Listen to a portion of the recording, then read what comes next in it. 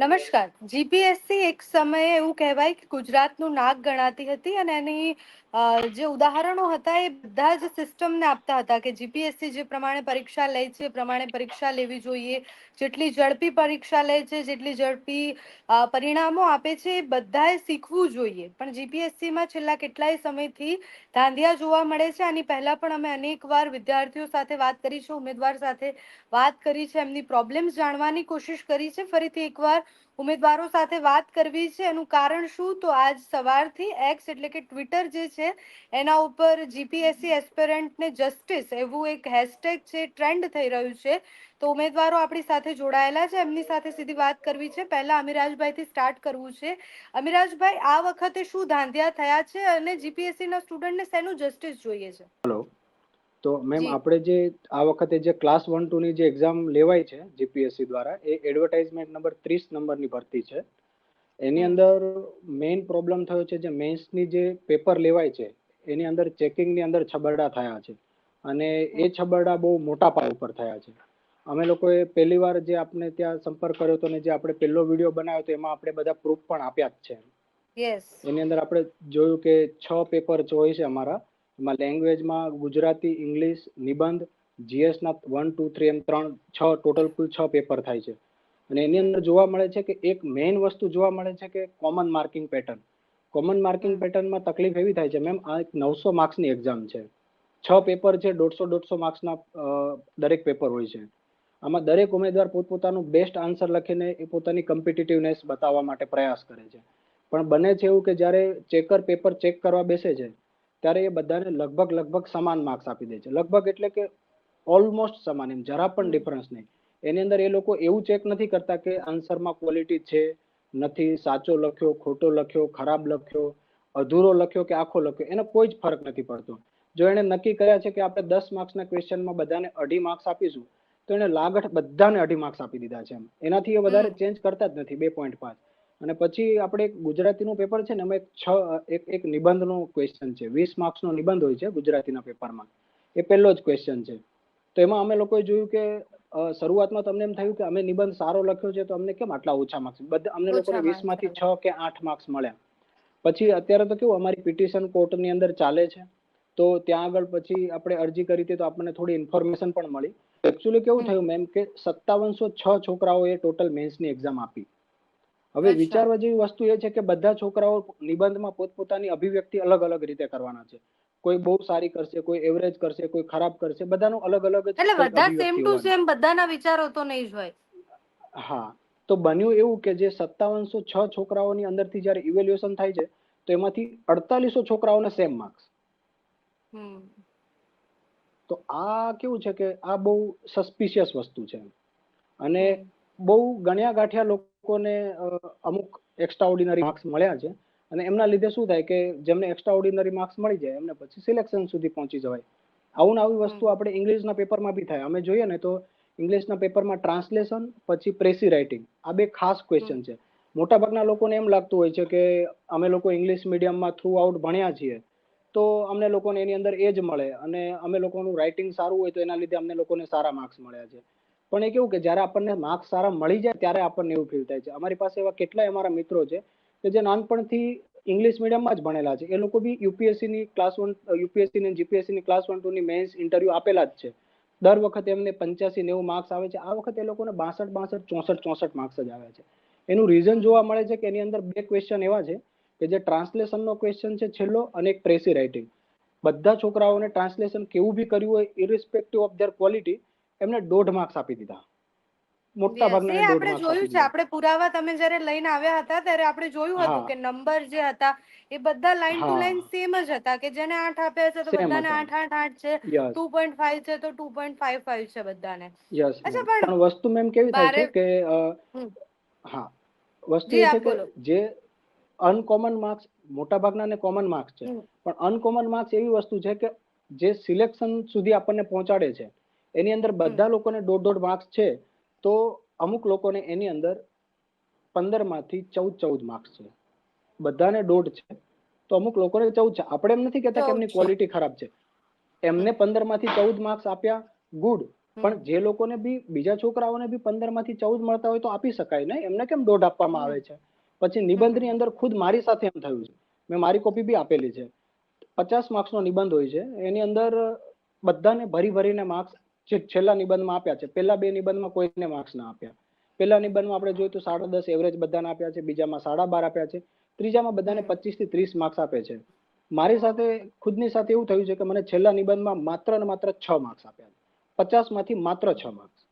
અને ચલો કદાચ મારો નિબંધ ખરાબ લાગ્યો હશે એટલે આપણે એને કઈ દલીલ બી નથી કરતા, એમને ગમે ના ગમે એમની વસ્તુ છે. પણ વસ્તુ એમ છે કે અમુક લોકોને એક જ નિબંધમાં 37 માર્ક્સ છે અને અમારું ટોટલ જ 34 થાય છે. તો અમે આગળની બી એક્ઝામો આપી છે, અમને લોકોને બી કઈ એવું નથી કે ક્વોલિટીમાં ખબર નથી પડતી, અમે લોકો બી કઈ તૈયારી કરીએ છીએ, મહેનત કરીએ છીએ, ઇમ્પ્રુવ કરીએ છીએ. તો આટલો તમે બધો તમારા ડિફરન્સ તો ના પેપર આવે. પછી ચેકિંગની કે એની વાત કરી કે તમને પેપર બતાવશે કે કેમ, એની રજૂઆતો કરી તમે જીપીએસસી માં? યસ મેમ, આ બધી વસ્તુઓ અમને ધીમે ધીમે ખબર પડતી થઈ. અમારી કોપીઓ આવી એટલે અમે જીપીએસસી માં ચેરમેન સાહેબને મળવા ગયા હતા. તો ત્યાં અમે આ બધા પ્રૂફ લઈને ગયા હતા. તો ચેરમેન સાહેબને અમે આ બધા પ્રૂફ બતાવ્યા પણ ખરા. અમે કીધું કે સર કદાચ પેપર એવી વસ્તુ છે, પેપર ચેકિંગ ને બધું સિક્રેટ વસ્તુ, પ્રાઇવસી તો ધ્યાન રાખવામાં આવતું હોય.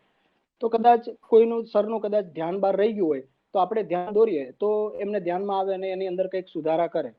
પણ અમને કઈ સારો રિસ્પોન્સ મળ્યો નહીં હતો અને એટલા માટે પછી અમારે ત્યાં આગળ કોઈ આશા રહી નહીં એટલે અમારે પછી હાઈકોર્ટમાં જવું પડ્યું હતું. અચ્છા, સંજયભાઈ તમે કેટલા સમયથી તૈયારીઓ કરી રહ્યા છો અને પરીક્ષા ક્યારે આપી તમે? મેડમ હું 5 વર્ષથી તૈયારી કરી રહ્યો છું અને જીપીએસસી ની મેં કુલ 10 કરતા પણ વધુ મેન્સ લખી છે.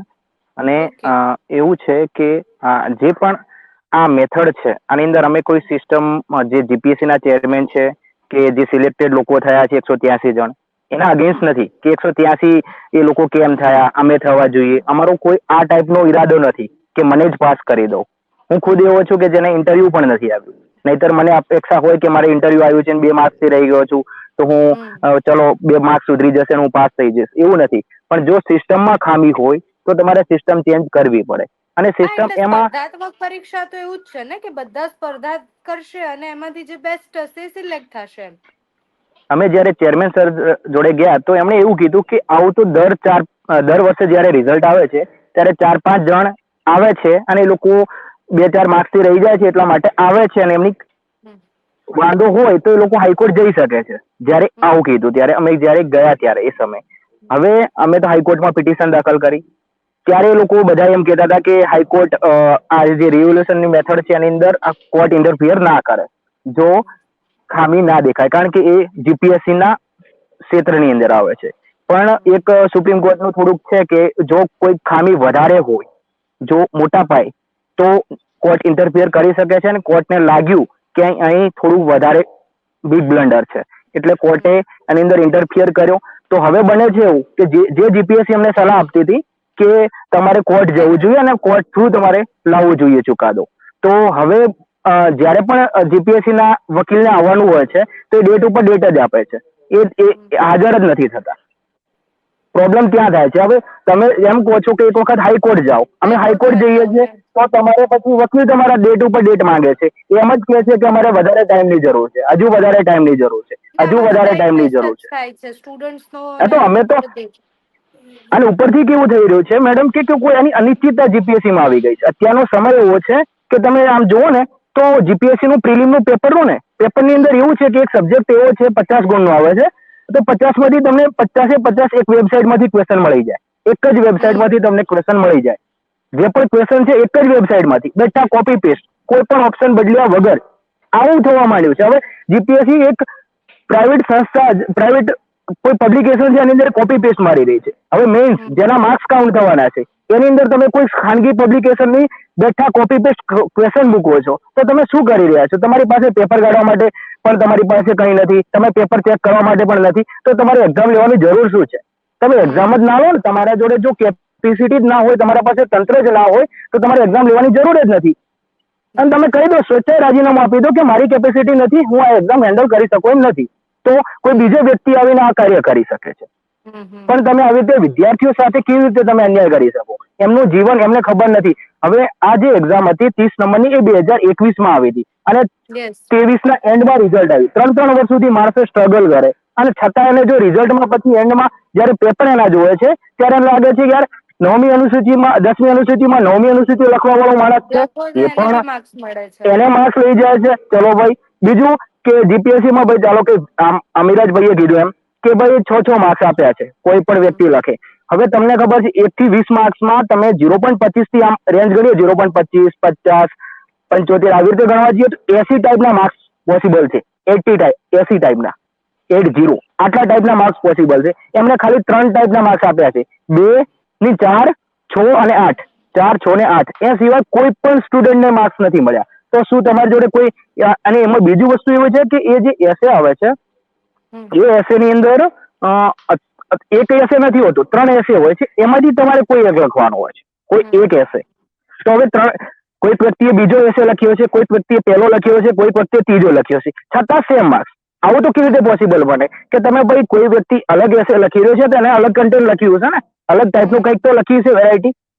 એટલે આ ટાઈપનું દરેક ની અંદર છે એસેની આખા પેપરોની અંદર દરેકમાં. હવે તો જીપીએસસી એમ ખુદ કહે છે કે આને કોમન માર્કિંગ પેટર્ન નથી. તો હવે તમે ડેટા એક આપો છો એક સાઈડ કે ભાઈ 98% લોકોને એક જ ટાઈપના માર્ક્સ આપ્યા છે અમે, અને છતાં એમ કે છે કે કોમન માર્કિંગ પેટર્ન નથી. તો હવે ખબર નહીં આની ઉપરથી ટાઈમ પૂર ટાઈમ લઈ રહી છે. એક્ઝામ આ વખતનો કેલેન્ડરમાં જોઈએ તો પણ કઈ છે જ નહીં. આવું બધી ઘણી ખામીઓના લીધે અમારે હવે જીપીએસસી સામે આવવું પડ્યું છે. બાકી જીપીએસસી ના એસ્પિરન્ટ પાસે ટાઈમ પણ નથી હોતો આની માટે કે અમે ભાઈ આ વસ્તુ પાછળ ટાઈમ કાઢીએ. તમને ખબર નહીં એક મહિનો અમારે આની પાછળ ટાઈમ આપવો પડ્યો. ત્યારે આ વસ્તુ અમે આ બધા પ્રૂફ શોધી કાઢ્યા છે. લોકોને એકઠા કરવા પડ્યા, એમને પાસેથી પેપર માંગવા પડ્યા, એમના પેપરમાં શું ખામી છે શું નથી એ બધું ચેક કરવું પડ્યું, ત્યારે મળ્યું છે. એક મહિનો કોઈ વેસ્ટ એની પાછળ ના બગાડે. કોઈ જો એમને કઈ અમને કોઈ બેદો ઈરાદો કોઈ પેલા સિલેક્ટેડ કેન્ડિડેટો ઉપર નથી. નહીં તો સિલેક્ટેડ કેન્ડિડેટને કેવું થાય છે એ લોકો એવી ભ્રમણા ફેલાવી રહ્યા છે કે આ લોકો અમારા અગેન્સ્ટમાં છે, અને તમને એવું હોય તો કે અમારા વખતે જ કેમ આવું કર્યું, પહેલા પણ કરવું જોઈએ તમારે. તો અમે કીધું કે સિસ્ટમમાં જ્યારે સુધારની જરૂર હોય ત્યારે અમે આવીએ. અમને લાગ્યું કે અત્યારે સિસ્ટમમાં સુધારની જરૂર છે, અને એ લોકો પણ હાઈકોર્ટમાં અત્યારે પિટિશન દાખલ કરી છે. એમણે પણ કે ભાઈ અમારા વિરુદ્ધમાં આ લોકો ષડયંત્ર આવું બધું રચી રહ્યા છે. હવે જોઈએ કોર્ટ શું ચુકાદો આપે છે. ઈશાનીબેન, તમને સવાલ છે કે આટલા સમયથી જીપીએસસી ના સ્ટુડન્ટ્સ લડત લડી રહ્યા છે એવું જ કહેવાય, કારણ કે મોસ્ટલી સ્ટુડન્ટ તો કેમેરા આગળ આવતા પણ ડરે છે. તો અચાનકથી જીપીએસસી ને શું થઈ ગયું? કારણ કે પહેલા આટલી બધી પ્રોબ્લેમ્સ નહોતી, અને હવે જો સતત જોવા જઈએ તો છેલ્લા કેટલાય સમયથી અમને જ પોતાને બહુ બધા મેસેજ આવે છે જીપીએસસી ના ઉમેદવારોના કે બેન આ પ્રોબ્લેમ છે, આ વસ્તુનો સોલ્યુશન જ નથી આવતો. Yes ma'am, you are right. કેમ કે જીપીએસસી ની ક્રેડિબિલિટી હતી ને એ યુપીએસસી ની સમકક્ષ હતી. પણ એ ખબર નહીં કે હવે જેમાં ભાઈએ કહ્યું કે એડવર્ટાઇઝ 30માં આટલો ટાઈમ કાઢી નાખ્યો, તો એઝ અ વુમેન કેન્ડિડેટ મારા માટે 3 વર્ષ પ્રિપેરેશન કરવું અને ઘરે કંઈ પણ 0 રિઝલ્ટ આવે તો એક જવાબ દેવું પેરેન્ટ્સને પણ અઘરું પડી જાય છે. જેમ કે હજી પણ એક્ઝામ્પલ લઈએ તો એસીએફ મેઇન્સ નું રિઝલ્ટ પણ હજી પાઇપલાઇનમાં છે, જે નથી આવ્યું. 8 મહિનાથી મેઇન્સ લીધેલી છે. અને ડીવાયએસઓ નું પ્રિલિમ્સ નું રિઝલ્ટ પણ હજી સુધી નથી આપ્યું કે એક્સપેક્ટેડ મેરિટ પણ આપી દે તો આપણને એક આશા રહે કે ભાઈ મેઇન્સ આવવાની, તો આપણે મેઇન્સ ની પ્રિપેરેશનમાં લાગી જાય. એટલે આ વર્ષ પણ એમ જ સમજવાનું. પ્લસ પાછું નેક્સ્ટ કેલેન્ડર જે આપ્યું છે એમાં 2024માં એક બી પ્રિલિમ્સ કે મેઇન્સ નથી કાંઈ પણ, અને આઈટી રિલેટેડ વેકેન્સી પણ નથી. એટલે શું કરવું એ એક ઓલી અસમંજસમાં પડી ગયા છે કે હવે કઈ રીતના આગળ શું કરવું, અંધકાર થઈ ગયું છે જીપીએસસી માં. અને હવે જે નેક્સ્ટ એક્ઝામ લેવાના છે એ તો 2025 માં આવવાનું, તો ત્યાં સુધી શું કરવું? એઝ અ વુમન કેન્ડિડેટ એક મતલબ ઘરમાં પણ થોડું પ્રેશર આવે કે હવે તમે શું કરી રહ્યા છો, આટલા વર્ષથી તૈયારી કરો છો, રિઝલ્ટ કેમ નથી આવતું.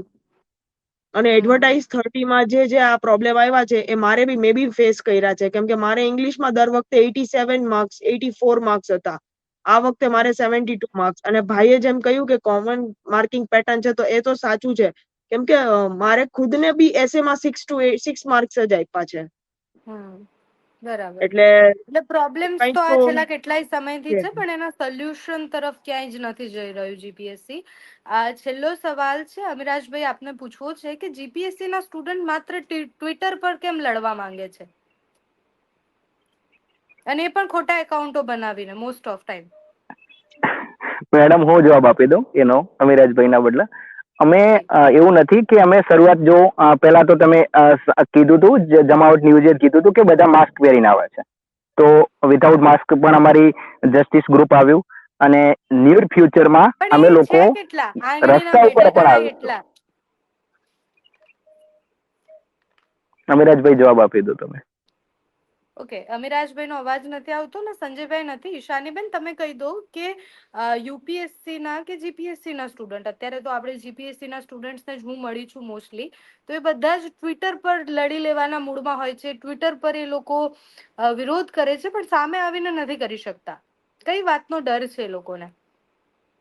મેમ ડર તો એ હોય કે એક ક્રેડિબિલિટી સંસ્થાની જે છે એના ઉપર સવાલ ઉઠાવવા માટે બધા પણ ખબર નહીં, પણ અને એક તો એ છે કે ડિજિટલ માધ્યમથી જે અવાજ ઉઠાવવા માંગે છે, એટલે શું કે બધાને આજે તો તમે ખબર છે કે ડિજિટલ ઇન્ડિયાના માધ્યમે ખૂણા ખૂણે સુધી, અને જે નથી ક્યાંય બહાર જઈ શકતા એ લોકો પણ પાલનપુરમાં બેસેલા માણસ હોય કે મહેસાણા હોય કે ગમે ત્યાંથી હોય ત્યાંથી અવાજ ઉઠાવી શકે છે, એટલે ટ્વિટરનો સહારો લઈ રહ્યા છે.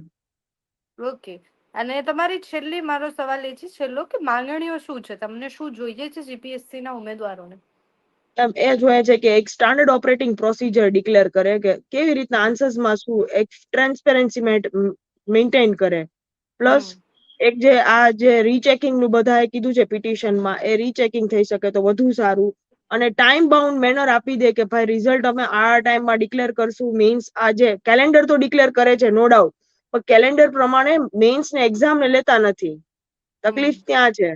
એટલે રિઝલ્ટ પ્રિપેરેશન પછી પણ ટાઈમ પર નથી આવતા? નહીં મેમ, રિઝલ્ટ પણ ટાઈમ પર નહીં આવતા.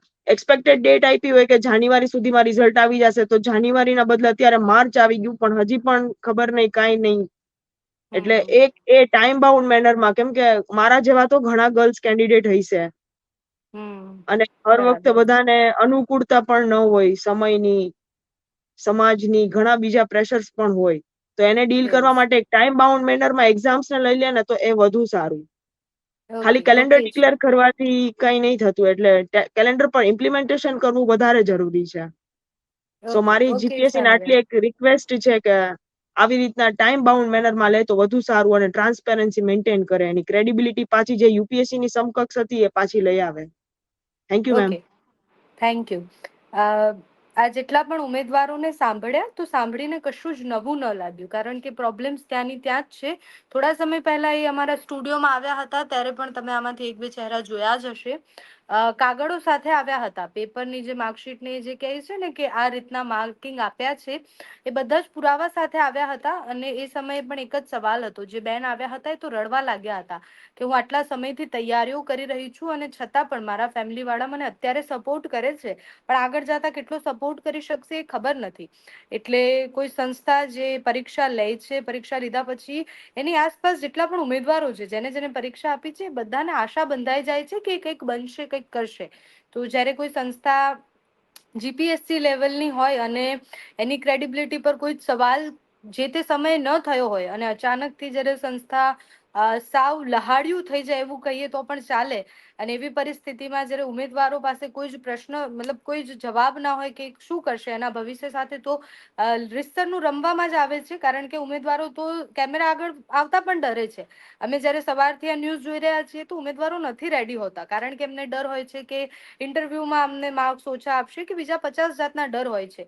સાથે સમાજની પણ પ્રોબ્લેમ હોય છે, કારણ કે કોઈ વિદ્યાર્થી પરીક્ષા આપવાની શરૂઆત કરે કે પરીક્ષા આપતો હોય તો એના ઉપર ઘણું પ્રેશર હોય છે કે ભાઈ તમે તો આ વર્ષે પરીક્ષા આપી હતી, હવે શું થયું, આના પછી પરીક્ષા આપશો, કેટલો સમય પરીક્ષા આપશો, જીવનના આટલા અમૂલ્ય વર્ષો તમે આમાં જ વેસ્ટ કરી દેશો, આ બધા જ પ્રશ્નો હોતા હોય છે.